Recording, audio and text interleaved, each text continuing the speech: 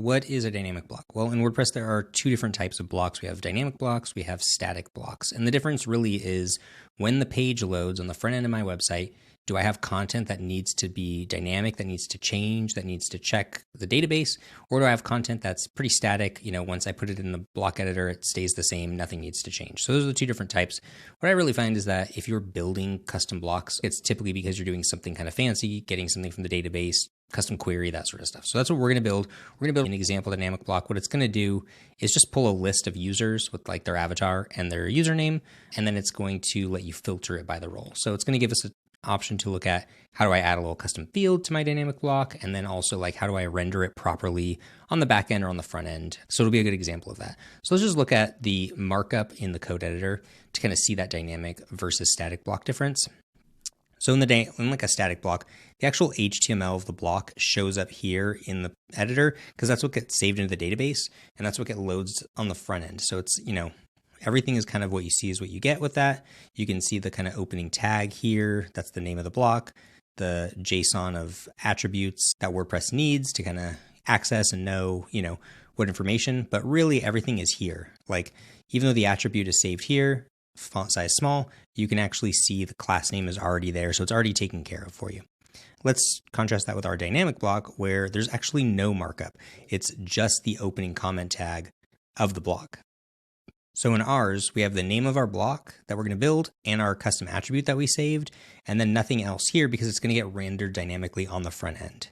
And I will just caveat and say that a lot of static blocks in WordPress, like basically every block goes through a PHP filter. So really, even the static blocks in WordPress get kind of processed with PHP, and some of them do kind of get changed and get like a little bit of extra dynamic stuff. I know like cover blocks and image blocks get a little extra stuff afterwards, right before the page loads. And, similarly, some dynamic blocks will actually save some HTML here. That's just really the, nice backup. Like it's basically kind of like puts it in the database for you. It's kind of a nice way to say like, here's the content, it's in the database, it's safe. If, WordPress disappears, you can kind of pull it out. Otherwise, it's basically the content is really dynamically rendered. So we're going to use the WordPress create block package to scaffold our block. That's npx, the package name, WordPress/create block. Then we're just going to pass the name of our block. We're just going to call it example dynamic block. We're going to pass a namespace, which basically prefixes everything so that it doesn't interfere with other blocks. And we're going to pass the variant argument, which basically says what kind of block am I building? And we're saying dynamic. So it's going to scaffold the files a little bit differently because we're building a dynamic block. What's great about the create block package, and I've kind of dug into this more in other videos, but basically it's going to handle all the files. It's going to make a build process. It's going to make it as a plugin. It's basically ready to go. Everything is really done for you. If you want, you can also have one plugin and you can use create block to make a bunch of blocks in the same plugin. So you can have like a mono repo of all your blocks, that sort of thing. It all just like works pretty seamlessly with the WordPress build process. So once it's kind of up and running, we'll jump into the code and you can kind of see, basically what's going to be provided and what's going to be done for us. Okay. And now our block is scaffold. Everything is built. So let's jump into the code editor. So here's our new plugin, example dynamic block. It has like all the headers, everything we need. It has the function to already look for our block and pull it in.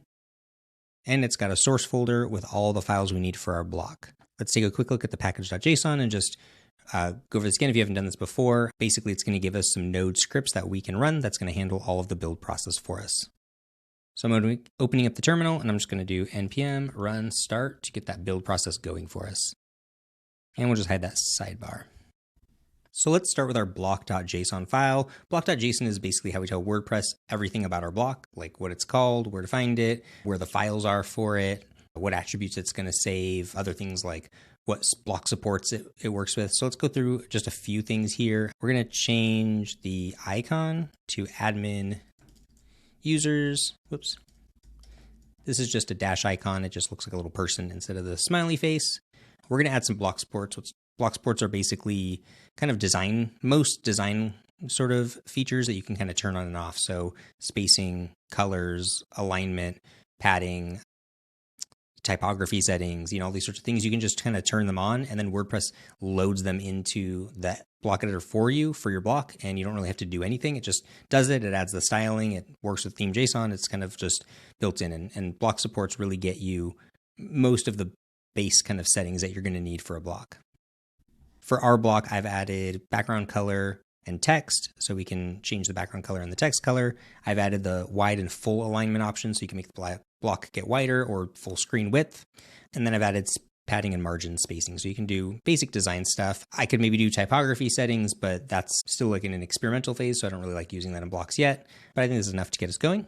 The other thing we need to add is our attributes. So attributes, I like to think of them as the custom fields that you're going to be saving in your block. So, what pieces of data do I need to save? We're going to have one attribute, and it's going to be called role, and it's going to be for this user role dropdown right here. We want to save this value of this dropdown so that when they change it, so I don't have any editors, I just have one administrator. That way, when we need that saved somewhere. So for an attribute, there's a few things we need to tell WordPress. For this one, we're going to tell it the type of attribute, which is a string. And we're going to do a default, and the default is just going to be author. And there's one other thing I'd like to kind of call out on the Block.json, which is the render tag right here. So when you build a dynamic block, really the only thing you have to do to tell WordPress that it's a dynamic block is this render. And you're basically saying, where's the PHP file that renders the block? And it knows that once it sees this, when it loads the block on the front end, it knows, oh, okay, this block is a dynamic block. This is where the PHP is for it, and I'm going to load it. And, because we're using the scaffold tool, everything's like kind of nicely scaffold together. Another thing I would pay attention to is by default, the create block package loads a piece of JavaScript for your block. In this case, we actually don't need any front end JavaScript. There's nothing really JavaScripty happening on the front end of our website. So I'm going to get rid of that and just not include that. So I'm not worried about enqueuing a JavaScript file that I just don't need. But that's really everything. There's one other kind of key difference I do want to point out related to this. In our Index.js file, this is sort of the entry point, the first piece of JavaScript that gets loaded, and it's what sort of imports all the other files, right? But we don't usually need to touch this. It's not anything that we ever really edit that often. It's kind of just like a pretty generic scaffold piece. But I wanted to point out that because we have a dynamic block, normally you would see an edit and a save function. That's kind of how WordPress blocks work. You have the JavaScript that generates the whole editing experience, the toggles and drop downs and controls and everything. And then you have a separate piece of JavaScript that just says like, this is what you should save it as. And that's when we would see like in the code editor, what that kind of like code of a block looked like. In this case, if you remember when we looked at it, there was literally no code here. It was just the tag for the block. So we don't need a save.js.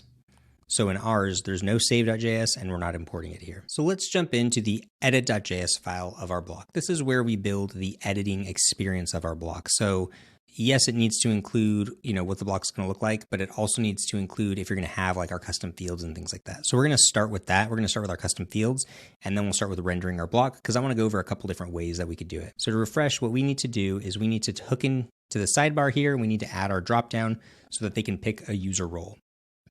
So this sidebar area is called the inspector controls, and we're allowed to add content here, and we're allowed to add content to this toolbar. We're going to add content here. So first we're going to import inspector controls, and inspector controls is what's called like a slot in this kind of like slot fill system. What it means is that when you make it as an element here, you can pass anything between these two tags, and then the block editor will know to render it here and not, over here where it's rendering your actual block. So it's a way for us to hook into this part of the editor. It's kind of like an old, in PHP WordPress, like actions and hooks and things like that. It's a way for us to like hook into this area of the UI, even though technically our block is right here. So to build it out, what we need is a panel body, and a panel row. I'm just going to scaffold these out now. And our panel body is going to take a title. And that title is going to be this right here. And basically this is a panel body. It's an accordion, is like kind of what I like to think of it as. I mean, not an accordion, but like sort of a little toggle. So we're going to call it settings.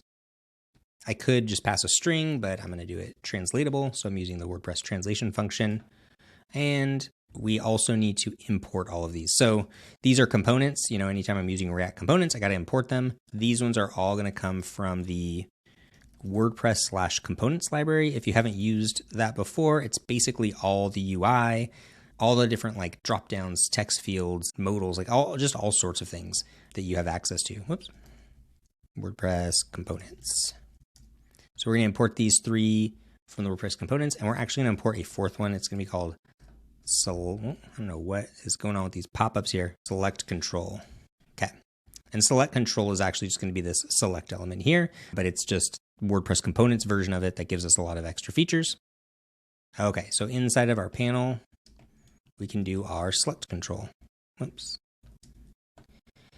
What else? Oh, we need to grab our attributes from here. So let's do attributes. So when you do the edit, it passes one variable called props. So sometimes you'll see versions where it'll just say props right here, and then they'll say like props.attributes, but I like to destructure it in here. I feel like it's a little bit cleaner.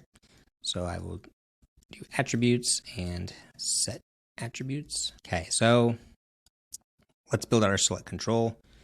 The nice thing about the WordPress components is they include like the label right here, the user role, that's included. So that's part of the control element. So we'll just say label, user role. We're going to say the value, and we're going to bind it to attributes.role. Because if you remember in our block.json, we defined the attributes here, and we defined one called role. So we're binding it to that. I've added our options. So are they contributor, author, editor, administrator? And so it's just a label and value kind of key pair here to build out the options in the dropdown. And then we just need our on change, which basically means when somebody updates it, set the new attribute. So role and set attributes, and we'll just pass role like that. So when a new value of role comes through, assign it to the set attributes. You assign it to the attribute using set attributes.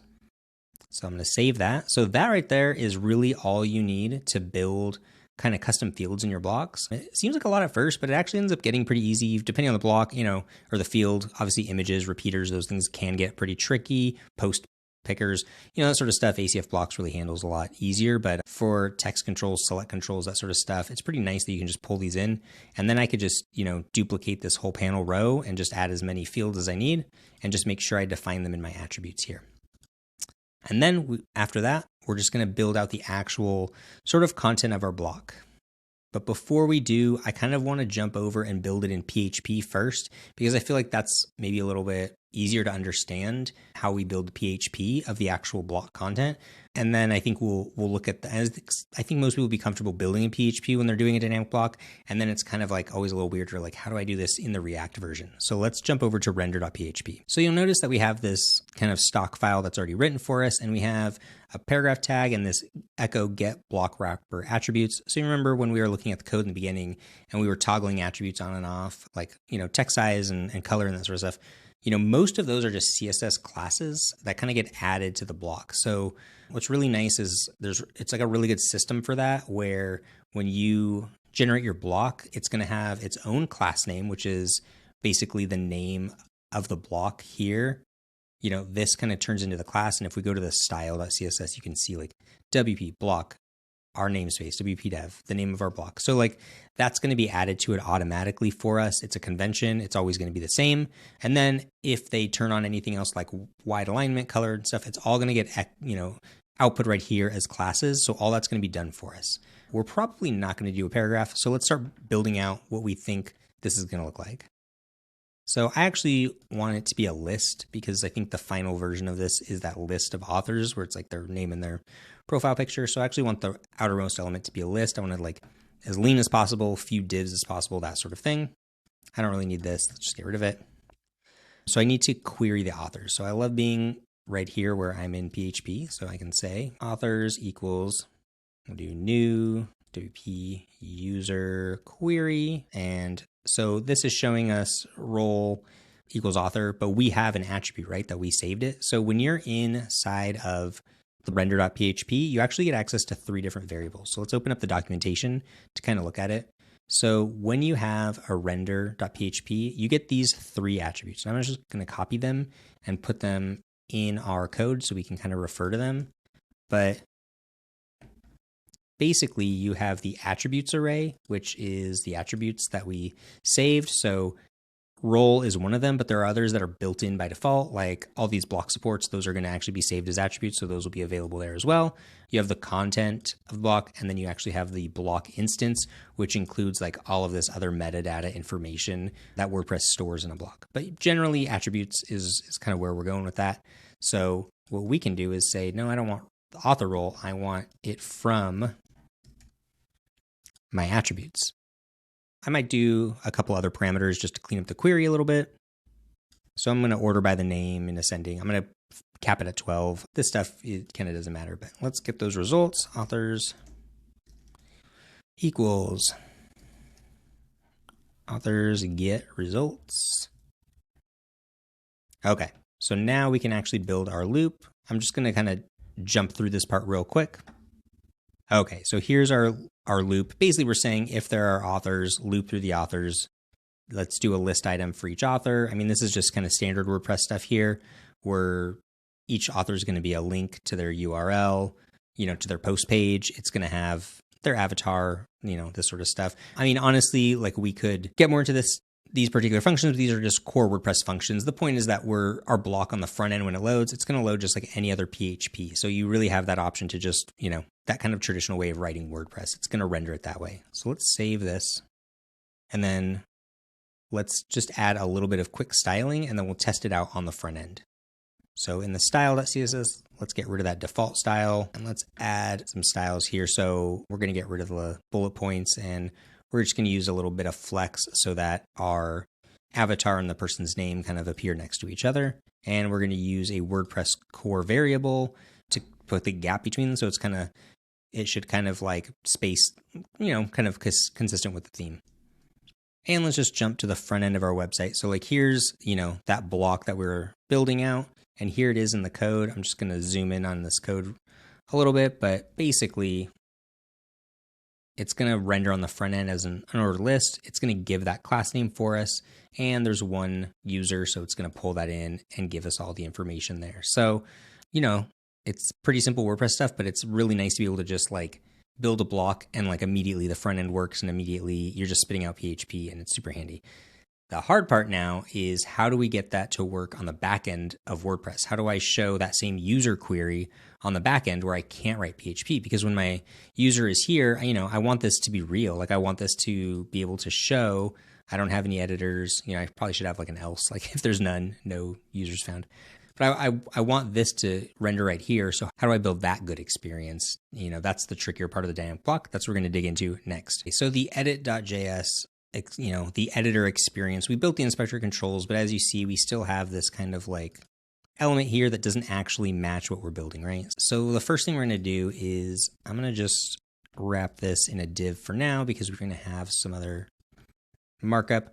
There's two different ways you can render content in the block editor when you're doing a dynamic block. So the first way that I'm going to show, which is kind of known as like the fallback way, the like not really recommended way, is to use a component called server-side-render. And what that means is that when this block loads in the block editor, that little piece of it, it's actually going to run to the server, run your Render.php file and build it from scratch and then inject it, which means every time I change an attribute or change a color setting or something, it's going to run to the server. It's going to build it in PHP. It's going to bring it back to you. That's fine. It's a good fallback. If you have some crazy complicated block, which, ideally you shouldn't. Ideally, blocks should be very small. But if you're going to have this crazy complicated block, or it's just this really weird query and you just really don't know how to do it and that sort of thing, it's an okay method. There are times where it's appropriate, times where you just really can't replicate that functionality in the block editor. So I'll do that first, just to kind of show how it works, and then we'll do actually building it. Because at the end of the day, this block right here, all we need to do, that's kind of sounds hard in my mind, is kind of pull this query in and populate this, but it's definitely doable. So let's start with the method one, server-side render. So first, we need to import server-side render as a component. And actually, if I remember, this one does not come like that. It's actually just the only component in at WordPress/server-side render. So it's going to get imported here And then let's come down here and we're just going to use it as a component. Let's paste it in. It only needs to know a couple of things to actually work. So the two things we need to do is we need to tell server-side render what kind of block and what kind of attributes. I think there are situations where it can get a little fancier, but for our use case, this is all we need. We need to tell it the name of the block, and that includes the namespace. So we're basically telling it, all right, this is the type of block I need you to render. And then we're also telling it the attributes. And the reason here is, let's say I have 4 versions of this block on the page and they're each pulling a different user role and stuff. When I run server-side render, it doesn't really know, it's just hitting the PHP. It doesn't know like all the information. It needs to know the attributes of the block you're trying to render, because otherwise it would just give you the defaults, right? So we're actually just going to pass it attributes like that. There we go. So it's going to know the name of the block, and it's going to know any attributes like the user role, the colors, spacing, all that stuff's going to get passed to the server-side render. So let's save that, and let's take a look at the editor. Okay. Now you can see, oh, we got our red dots. You know why? Because I didn't get rid of the default styling here. Okay, let's save that. Let's refresh. Okay. So this was rendered with a server-side render. Now, one of the, whoops. Oh yeah, when I click on this, it's a link. Let's do a little CSS for that real quick. Let's do an editor style. It's only going to work in the editor. And what we'll do is we'll say pointer events, none. What this is basically going to say is in our block, if there's a list item and an anchor, and honestly, we could probably be more specific with our classes, but this is just an example. Don't let people click on it. So there we go. Let's refresh. Okay, so now you're not gonna be able to click on this as a link, but that won't affect the front end because we just did it in the editor CSS. Okay, so now when I change this, it's actually going to run to the server and get it. It's pretty fast, you know, it's a local environment. It's not asking for a lot, but like that stuff does add up. Let's look at it in the network tab. So let's go here. Let's change the alignment. Boom, it's gonna run this. So it's gonna go and hit this renderer that's gonna run it. And then it's gonna come back with the HTML for us, right? So basically, you're doing that every single time. It's not ideal, but it works in a pinch. But every setting, you're hitting the server and rebuilding that PHP. The point of the block editor is it's basically like an app. You know, it's a dynamic app. It has state and all this stuff. So what we're going to do is now we're going to get rid of that server-side render, and we're going to look at how would I actually just build the front end and be able to do this without it, and what are the benefits. So we want to not do the server-side render. We want to actually build the back end of this using like core WordPress. And, you know, the benefit here is that let's say you're building a block and your block is getting a list of posts, and there's another block somewhere that also got a list of posts. You know, because the back end is this React app, all that data has already been fetched. It's not going to go fetch it again from the server. It's going to like pull it out right there. And if somebody changes some data over here, you know, as long as everybody's using the core data packages that are built into WordPress, then your block is going to get live updated with that data. So the idea is that it's one app, it's one state that's all being managed. And so things should be a lot faster. Things don't have to fetch multiple times. Once it has information, it's there available, even if your block wasn't the block that got it. It's just going to be a lot better than just hitting your server for PHP, because like, you know, that's a REST API endpoint, and hitting an API endpoint on every single change is going to add up, and it's going to slow things down. So let's go through that. Let's get rid of server-side render. I'll leave it in the code, but in the GitHub repo, you'll be able to see it. But instead, we're going to use a different function. It's called use entity records. And I kind of like to think of this as almost like the WP query of Gutenberg. It's a really easy way to just query some stuff, and it works with posts and post types and users and all sorts of different things. It's pretty handy. This comes from the core data package. So we're going to use entity records, and we're going to use it right here as a function. So basically, anytime our app renders, this function will exist. The nice thing about it too is it's like a hook. So what's happening is it's going to get the data for us, but it's not going to always be fetching the data over and over. It kind of handles all of that. I'm not sitting here thinking about like use effects and stuff like that. It kind of does all that for us under the hood. So use entity records, super handy. When you use it, it returns a few variables, but what we want is the records. So it's going to return the records. That's basically like the data that we got. And then there's another one that's called, I think, has resolved. That will basically tell us if it's actually finished the query or not. So these are going to come out of use entity records. So use entity records takes a few arguments. It basically needs to know like what kind of thing are you querying? What are you querying? Like, are you querying a post type? Are you querying, something else? And then the query arguments. So we're querying from the root data store. We're querying a user because we want users. And then we pass the query arguments as like a little object. So one thing to keep in mind here, let's go back to our Render.php. These are our query arguments, right? That when we built the query here, we need to replicate this. The problem is, and this is very annoying, these names do not match between the JavaScript and the PHP world. So the way that you learn kind of how to do these queries is instead of looking at like WP query for how the arguments work, you actually look at the REST API. So here I'm in the REST API handbook. Basically, you can go to the reference and then you find the thing you're querying. So like we're querying users, right? So I come to users and I can go to like the list users query because that's what I'm doing, right? I'm getting a list of users. These are like the parameters I have access to because this is the way that WordPress is getting this data. So like in the Render.php, I think we use number, but in this one, we're going to use per page to say that we want 12. So let's do an example of that. Let's go here. We want per page 12. Then we would do order and order by. Those ones actually do look pretty similar, but notice that there are some differences here. And what I'm really mostly focused on is the roles. Let's take a look here. So roles in WordPress, like WP user query, it's like role underscore in if you want like an array of roles, or it's just role if you want one role. This one is different. This one actually does like a comma separated list of roles. It's just in one. So it's just these like little bit of differences. But the nice thing here is where's our roles? It's right here, attributes.role, right? So we're going to query and we're passing it just the attribute. What's going to happen is this page is going to re-render, but if that attribute changes, it's going to handle, because it's a new argument, it's going to give us a new query.